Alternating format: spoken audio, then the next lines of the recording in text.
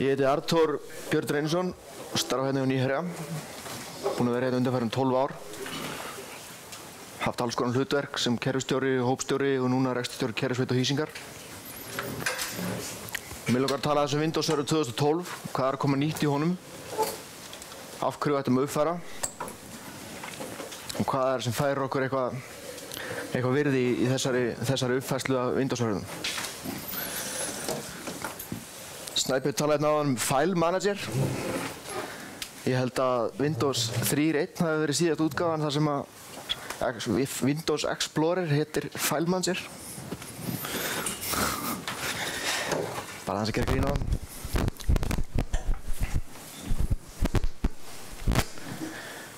Nýja útgáfan af Windows Serverunum er að færa okkur eitthvað virði í svona þremur lykilstöðum. Þetta er þess að nýja stýrikerfi frá Microsoft sem er gert fyrst og fremst til þess að keyra cloud-in við því, ef við lefum okkur á það orð. Þetta mun spara fyrir okkur peninga, auka framleiðni kerfisstjóranna og framleiðni starfsfólksins okkar. Og þetta styður við svona þessa nútímalegu vinnubrögð. Það sem ég á við með sýndavæðingunni er að þarna komin innbyggða svona lausnir eins og það sem kallað Inbox Disaster Recovery. Það er þetta ná sér í sýndavél sem er dottin út úr einhver datacentri, keyra hana upp á nýju stað með tiltölulega lítil fyriröfn. Og það eru miklir möguleikar þarna til þess að fara með sýndavélar út úr sín eigin datacenter sem er núna kallað Ski yfir til service provider og vera í svona hybrid lausnum sem eru sambland af þín eigin og lausn þjónustuaðilans.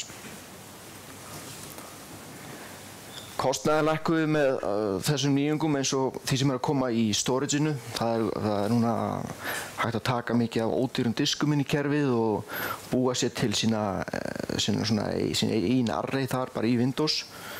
Þannig að þörfin fyrir dýra storage-lausnir er að minnka. Við fáum meiri kerfisstjórnir að gera meira vegna þess að nýji server managerin sem er hjartað í Windows er svona ein leið inn í marga servera í staðan fyrir maður alltaf að tengjast server og gera eitthvað þar, setja upp eitthvað forrit og setja upp eitthvað features eða roles, þá er þetta að gera þetta alltaf miðlægt. Og ef maður er að deploya heildarlausnum eins og til að setja upp virtual desktop infrastructure, það er það gert bara frá einum stað, það er ekki að fara inn á 10 server og stilla þá alla út og suður eftir einhverjum leiðbeiningum. Þetta deploya þessum rólum og setja þetta upp sjálfkrafa, mjög stuttum tíma. Ég fer betur við það eftir. Uppfærslur eru orðan sem heitir cluster-aware sem kemur í veg fyrir að við lendum í því að patsa báðar nóðurnar í einhverjum Windows-klass á sama tíma og það fer allt niður sem er að lenda í því sviðu og fleira. Það er eins og ég segði áðan auðvelt að setja upp sýndarútstöðvar. Það er bara nokkuð klikk og þá er komin svona einfaldur innvið fyrir það. Það er komin góður stuðningur fyrir þessa bring your own device policy sem Snæbjörn var að tala um. Það er allt gert með nýja servernum og VPN-ið er svona verða útdautt því að Microsoft er komið að sem heitir Direct Access sem að gera það verkum að fælsýrun okkur geta elt okkur hvert sem er á þess að sem alltaf VPN tengjast.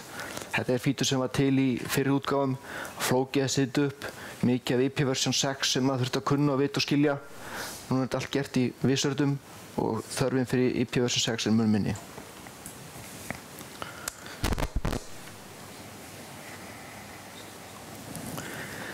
Það er hægt að skipta þessu öllu saman upp í svona 7 lykilþætti.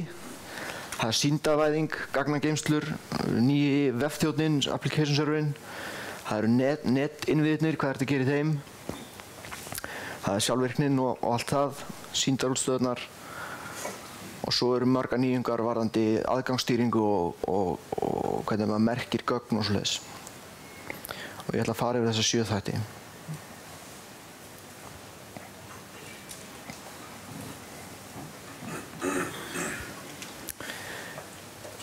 Sýndavæðingin, það er komin nýr Hyper-V og margt í þessari útgáfu af stýrikerfinu varðandi net og storage og svoleiðis er fyrst og fremst til að styðja við þessa nýju útgáfu Hyper-V. Við erum komin með virtualization í neti sem gefur okkur fítusa eins og að keyra samtímis sýndavélar inn í kerfin okkar sem eru með kannski sömu IP-töluna eða flytja sýndavél sem með í einu subneti yfir í annað datacenter og hún heldur áfram með sama subnetinu. Það breytist ekki. Þetta eru features sem henta kannski aðalega hýsingaraðalum en svona stærri fyrirtæki sem eru með gagnaver á fleiri með einum stað geta nýtt sér þetta í sínu disaster recovery og svoleiðis. Það er komin features í þetta sem heitir Shared Northwing Live Migration. Það sem hann gerir fyrir okkur er að það er að flytja sýndavélar frá hýsli A yfir hýsil B án þess að þeir deili gagnageymslu. Þeir þurfa ekki vera tengdir í sömu gagnageymsluna á sama SAN-inu til þess að gera þetta. Það er að flytja sýndavélar frá vélsal A yfir vélsal B eða frá skáp A yfir skáp B án þess að gögnin rauninni þurfa alltaf að liggja á sama punktinum. Það er að flytja þetta allt saman yfir Ethernet núna, 1 gig og 10 gig. Það er ekki að gera það minna. Og þetta gerist allt saman meðan sýndavélin er í keyrslu. Það er að fara með sýndavél á server sem er með innbyggðum diskum yfir á annan server sem er líka með innbyggðum diskum og meðan sýndavélin er í gangi án þess að þeir tengist sama diskstæðinu á einhvern tímabúndi. Skalanleikinn á þessu, næsta glæri hjá mér er skalanleikan. Hann er orðinn alveg svakalegur. Það er að keyra 1 TB minni sýndavél, 64 örgjörfa og svo framvegis. Ég er með heiða glæri það sem kemur á eftir. Það eru komin nýr cluster sem er orðinn svona auðveldari í uppsetningu. Hann er aðalega, það nýjasta í honum snýr allt saman að Hyper-V. Þannig að þetta er einn af features sem styður við Hyper-V. Það er að flytja núna í þessu clusterunum, Hyper-V clusterunum marga sýndavélar milli þjóna í einu. Það var áður takmörkun sem að samkeppnisaðilar hlógu mikið af að Microsoft gæti ekki flutt með eina sýndavél í einu og þurfti að setja hann í gang, býða til hann búinn, setja næst í gang, býða til hann búinn, setja þriðji í gang, býða til hann búinn. Núna er þetta að setja þetta allt á stað í einu. Eins og þetta kemur á kúnni þá flytur hann gera 2 í einu, það er að stilla það, þannig að flytja 100 í einu þess vegna, menn halda netinu við stig við það.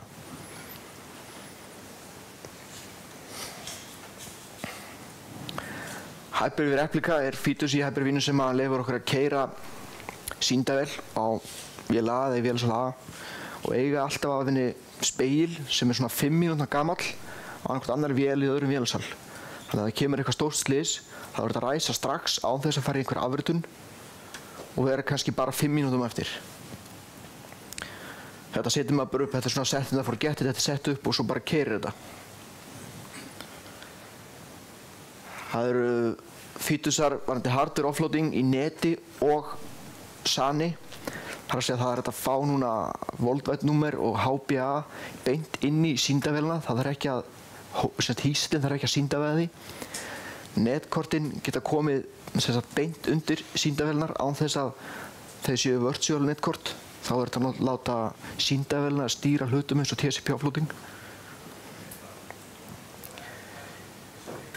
Sýndavélinar geta núna vitað, fyrir það sem veit ekki hvað NUMA er, þá er það Non-Uniformal Memory Access. Þegar að örgjörfi þarf að nota minni, það er kannski 2 minnisbössar í einhverju vél með 2 örgjörfum og það er, ef maður veit ekki hvað NUMA er, þá getur maður lent í því að vél sem er að keyra á örgjörfa A sem er minni í örgjörfabanka B, þá þarf að fara yfir svona brú sem er mjög hægvirk. Hingað til hafa Hyper-V-varnir eingöngu séð þessa brýr og geta mannsera minni og örgjörfa. Núna geta sýndavélarnar gert það líka. Þannig að ef maður er kannski með sýndavél sem er með mörgum örgjörfum, virtual örgjörfum, þá þurfa ekki þeir allir lengur að keyra sömu NUMA-nóðinni. Þeir geta keyrt sitt hvoru megin og sýndavélin bara veit af því og passar upp á að minnisblokkir í stýrikerfinu, sýndastýrikerfinu, séu þar sem þráðurinn er sem er að keyra viðkomandi hugbúnað. Þetta gefur okkur miklu betra performance heldur en var í fyrri útgáfum. Það er að bæta við minni í kerfið bara on the fly. Það er að auka það í hvað sem er bara á meðan vélin er í keyrslu.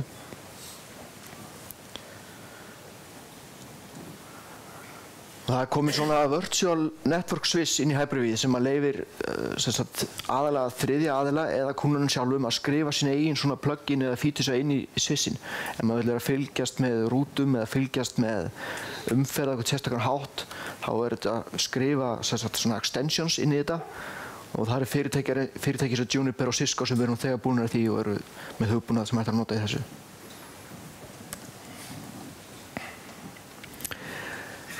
Varðandi skalanleikann þá hann orðinn mjög mikill. Hver hýsill gat áður verið með 64 örgjörfa.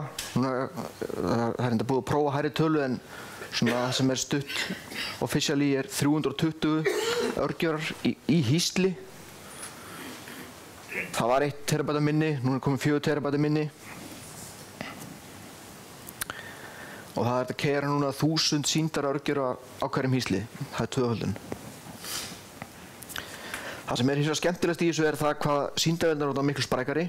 Núna þetta að keyra sýndavélar sem með 64 prósessora og 1 terabæta vinnsluminni. Þetta þýðir það að það að keyra yfir 99% af öllu SQL workload í heiminum í sýndavél núna. Það var ekki hægt áður. Hægt að vera yfir 1000 sýndavélar virkar á hverjum hýsli í einu. Hýsill með 1000 sýndavélum hins vegar orðinn frekar hagvirkur, alveg sama hvað hann stór, en þetta hægt. Diskarnir geta orðið mjög stóri núna, það var 2 terabæta þak á það, núna það 64 terabæt. Og það að setja 256 64 terabæt diska inn í hverja sýndavél. Það meira gagnamagn en nokkur þarf og held ég einhverjum 1000 sinnum stærra heldur en stærsta gagnageisla á Íslandi.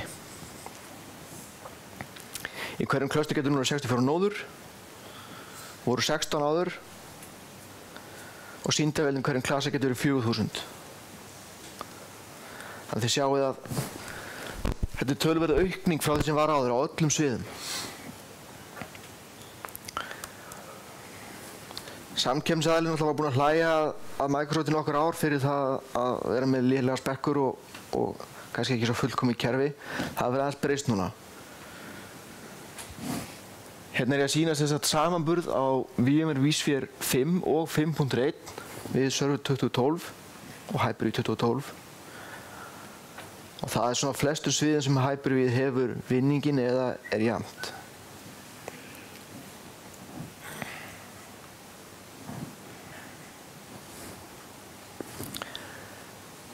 Það margt varðandi umsýsluna og svona sjálfvirknið automation sem komin nýtt. Eins og komin áðan þá núna hægt að gera allt frá einum stað. Administration tooling gerir ráð fyrir því að þessi keyrð á útstöð, ekki inn á hverjum og einasta netþjóni. Þannig að við getum verið með svona management útstöð eða nota okkar útstöð til að stýra kerfinu og gert allt á mörgum þjónum sem settum flóknar lausnir sem krefjast margar servera, allt bara með nokkrum klikkum og deployum mörgu samtímis. Þetta bæði við server roles og features.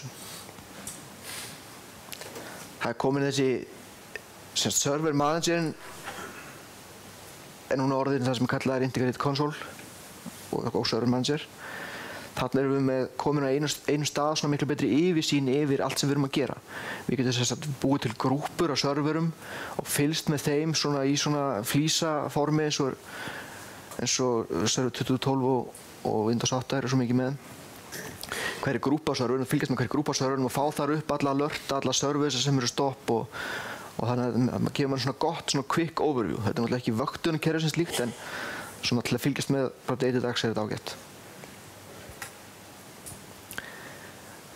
Núna þetta að gera allt í PowerShell. Það eru komin, þegar það var releaseað, var komin yfir 2400 commandlet í PowerShellið.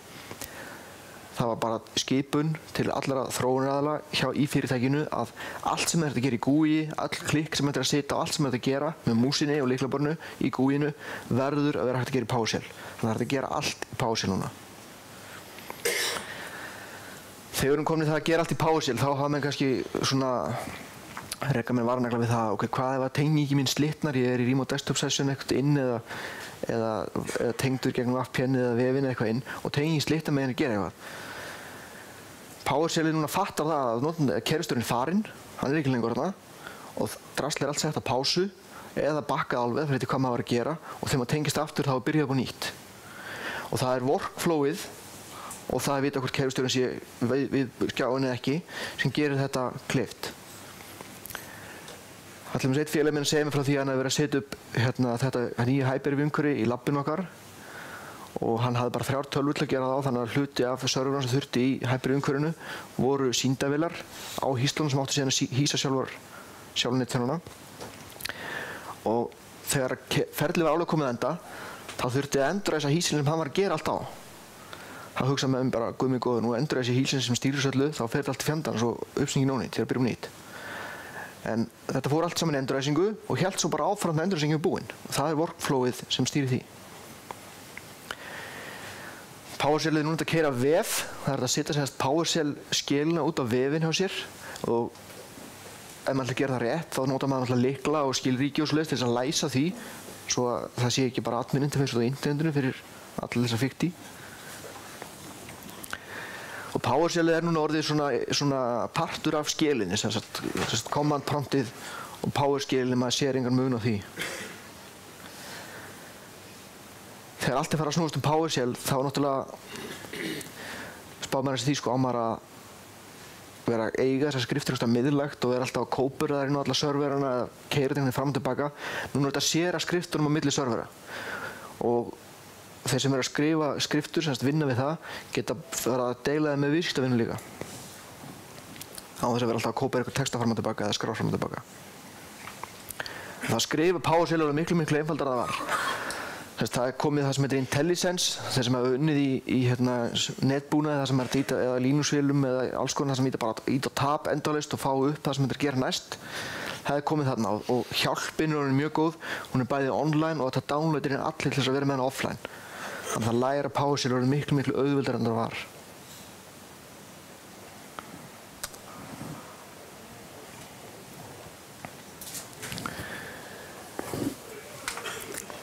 Gagnageymslur eiga það til að vera oft í svona stærri uppsetningum dýrasti parturinn af innviðunum. Gagnageymslan sjálf, SAN umhverfið er mjög dýrt. Ef maður ætlar að ná miklum uppitíma þá var það mjög dýrt.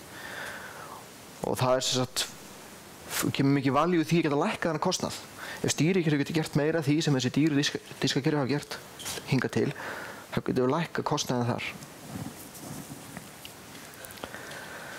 Það eru nokkur hlutir í þessu sem hjálpa okkur að lækka kostnað og auka uppitíman og svona og það sem fyrst að nefna er það sem kallast storage spaces.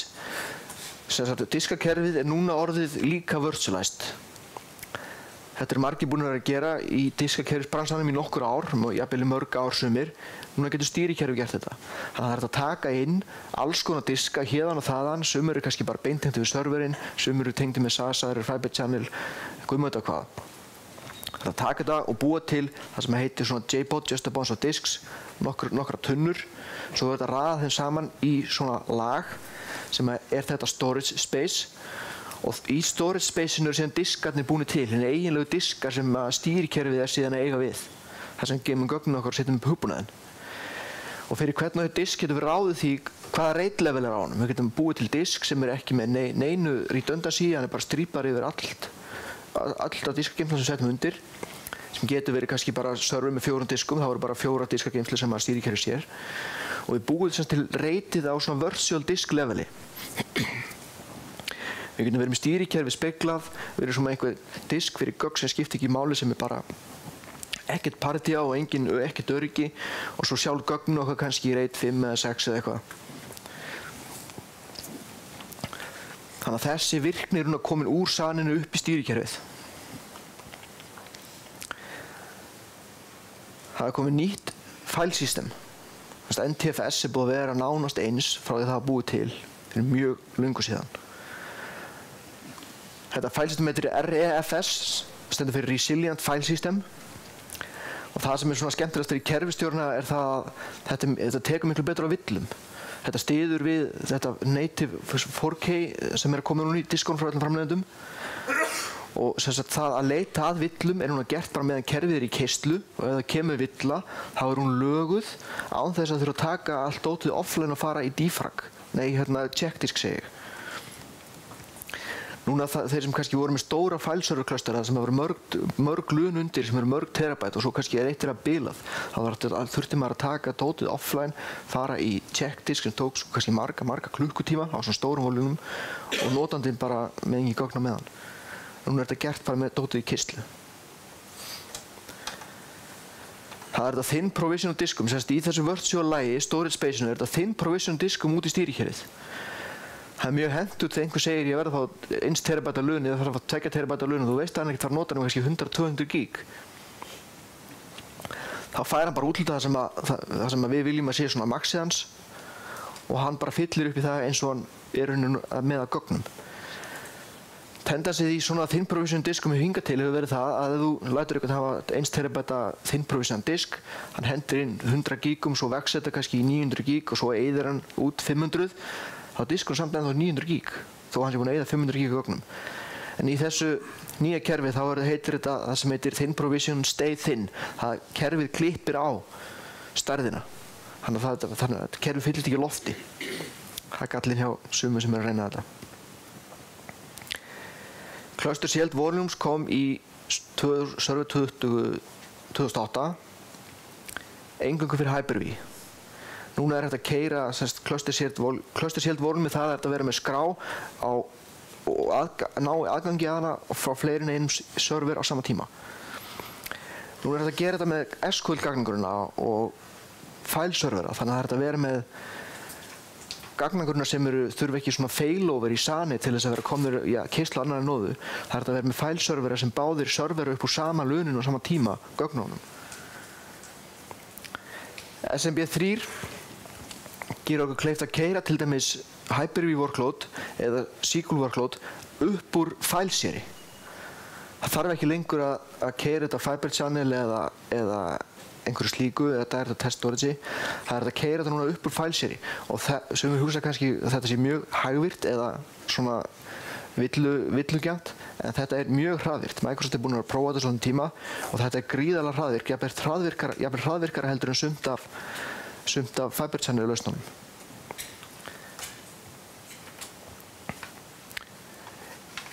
Í SMB3 líka kominn stuðningur við það sem að kallar multipathing.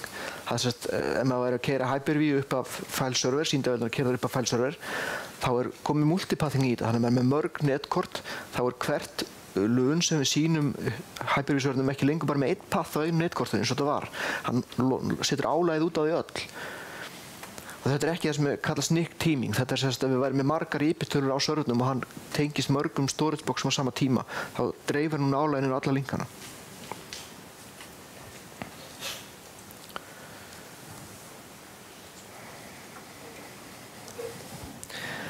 Það núna kominn stuðningur við það að stýra diskastæðum út úr umhverfinu. Ef við þurfum að kópera sýndavél frá einu lun yfir annað, hún mjög stór, mörg 100 gig eða ter, þá getum við bara sagt við diskaboxið, diskabox færðu þetta hérna, héðan og hingað og ég ætla bara að fá að vita að það er búið.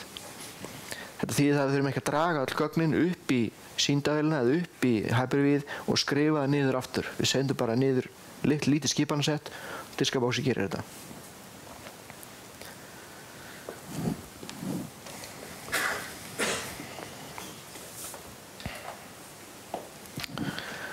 NFS mjög auðvelt í uppsetningu, þannig að einfalt að eiga við þetta. Það var flókið áður. Núna getur Windows server verið iSCSI í target. Hann getur verið iSCSI server í rauninni fyrir aðra. Hann var bara client áður. Og allt þetta management mjög einfalt því að við erum með í rauninni eitt GUI til að stýra þessu öllu saman. Og þetta er alls ekki flókið að gera þetta, þó að við séum komið þetta sýndalag í umhverfið allt það.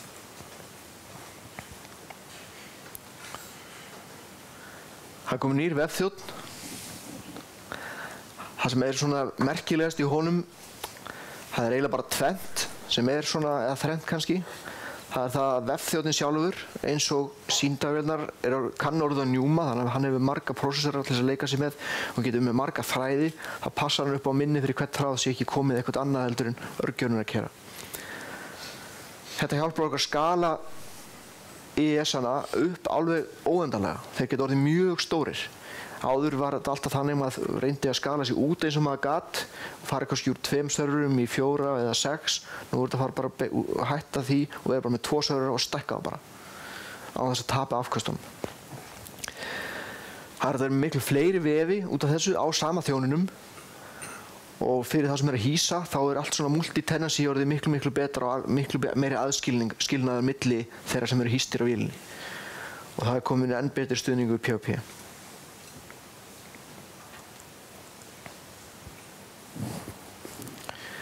Í netkerfunum töluvert af nýjum featuresum, mikið af því hannað til að styðja aftur við Hyper-V sama eins og í storage. Það komin innbyggt NIC teaming, það þarf ekki lengur driver frá netkortaframleiðendum til þess að búa til NIC sem netkort sem redundant. Það virtualisera í netinu eins og kom inn á áðan, sýndavél fyrir þá sem að hýsa, þá geta kúnnarnir verið með allir með sömu IP-tölurnar á sýndavélunum sínum. Án þess að það skemmi eitthvað hjá hýsingaraðalunum. Og stór fyrirtæki geta verið með sama subnetið í mörgum vélasölu keyrandi á sama tíma.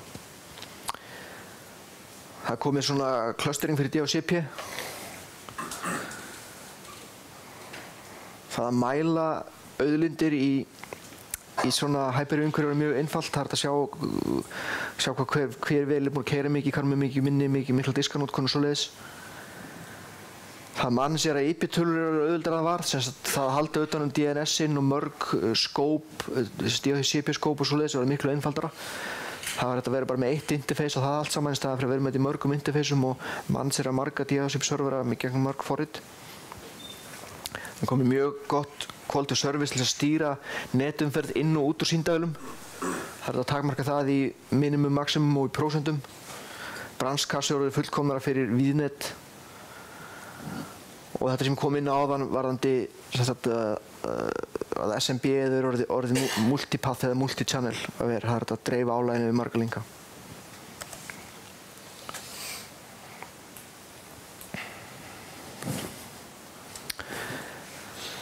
Þannig að öryggi og aðgangsstýringar, það var margt merkilegt að gerast þar.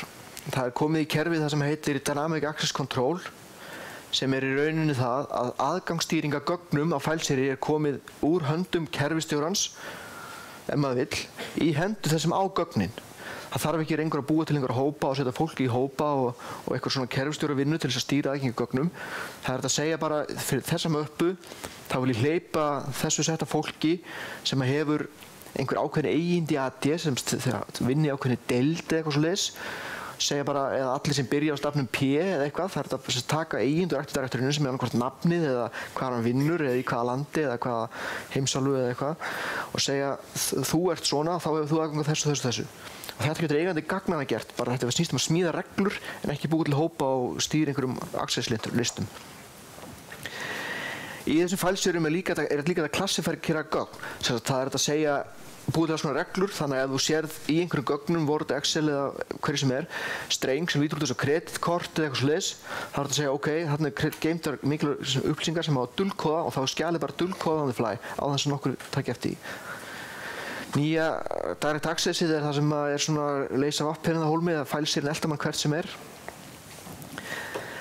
Það setur upp Active Directory miklu einfaldar að vara, það er að skrifta ferlið alveg til enda. Það að vera með DNS-sec og passa upp á það að sé ekki einhverju svona vondir eða rogue DNS-þjónar út í netkerfunum hans, það eru miklu einfaldar að stýrt gegn matið. Það er þetta núna sýndarvæða domain-controllera á þess að eiga þá hættu það fara allt í klessu. Það er ekki lengur þannig að ef maður sýndarvæti 2 domain-controllera og þurfti svo að gera eitthvað annan að hann tapaði tímanum sínum og byrjaði að svo búa til notendur með sama sitti og hinn var að gera eftir einhver tíma, það er allt búið. Núna veit AD-ið ef það er virtualiserað og haga sér samkvæmt því. Það gerir það verkum að við getum klónað domain-controllera, við getum tekið snapshot af þeim og sett það í gang aftur og allt svoleiðis. Það má núna gera það við domain-controllera svo allar að sýttavélar. Kerberos delegation þannig að það stýra það miklu betur.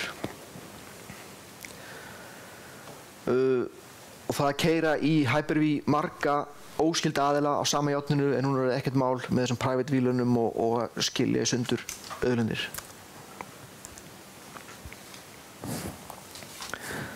Það er ýmislegt nýtt að gerast í sýndarútstöðunum. Klientinn er miklu einfaldari. Það er komið í hann það sem er í Exchange, það sem að setja sig upp sjálfur. Þú bara opnar forritið og skefur upp í e-mailadressinu og password og þá bara sækir allt konfigið, svona autodiscover. Það er hægt að aðskilja núna í sýndavélunum prófílana, þannig að þú getur verið með prófíla fyrir notendur og sérdirskum. Þannig að reyka á eftir mér. Ég get talað þetta allan dag, sko. Það að patsa er orðið miklu auðveldara því að þegar þú ert að patsa sýndarvélarnar og semst hýslan undir þeim þá passar það bara að það fari ekki niður á sama tíma það sem er í cluster. Það setja þetta upp orðið mjög einfalt. Það er að búa til vídeoumhverfi bara með 6 eða 7 klikkum á músinni núna. Í staðinn fyrir maður kannski heilan dag að setja þetta upp, þá er þetta að gera þetta bara 1, 2 og 3. Maður velur bara hvaða serverar eiga að fara inn í þetta, hvaða róla að vera hverjum, svo segir maður bara go og þetta er bara tilbúið smástund. Það að keyra þetta yfir hægvirkt net er orðið mjög þægilegt núna vegna þess að klientinn er farin að rendera mismunandi hluti á skjánum mismunandi hætti. Það er með skipt upp í svona 4 parta og nota mismunandi kódek fyrir það hvort sé texti eða mynd eða flash eða hvað það er sem er á skjánum. Þannig að netnotkun er að fara úr kannski svona, ef maður er að horfa á eitthvað stórt vídeo úr kannski 20, 30, 40 megabitum á hvert klientin í kannski 2 til 3.